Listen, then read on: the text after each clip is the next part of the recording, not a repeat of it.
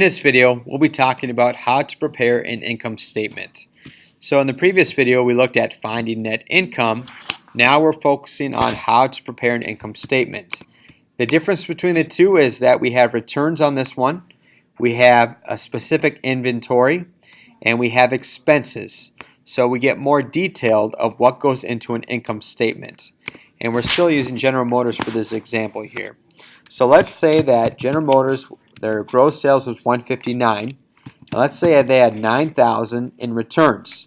What we do to find the net sales is we take the gross sales minus the returns and we find the net sales.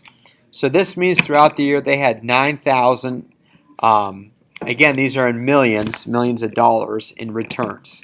Maybe the car was defective, maybe a part didn't work, whatever it might be, they had that amount. Now we're moving to the inventory section. So at the beginning of the year, they had 47,000 left over in inventory from the previous year.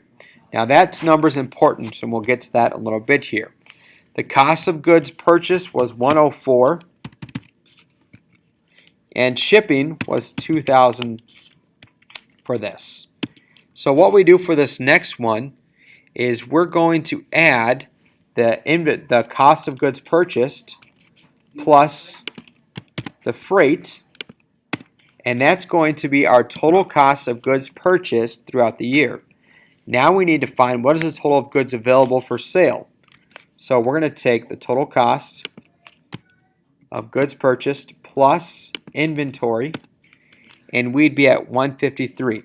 So what does that mean? That means that throughout the year, this total amount, this number here, this 153, is a total amount of inventory that was available for sale this year.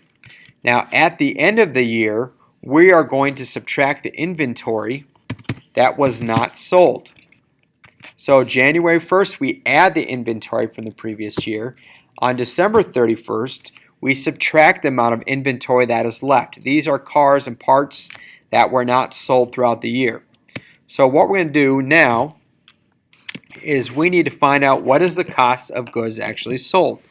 So we're going to take the 153 that we found the total here, subtract it from the inventory at the end of the year, and that means our total cost of goods throughout the year was 97,000.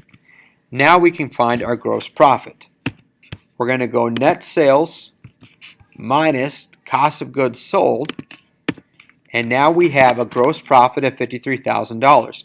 So look back at example 1 here. You see some of these categories starting to match up, and now we can get into expenses. So we did the returns, we calculated the inventory, now we're focusing on expenses. Now we have 18,000 in salary, we had 9,000 in rent, 1,000 in advertising, utilities was 2,000, taxes on inventory was 4,000, and 6,000 miscellaneous expenses.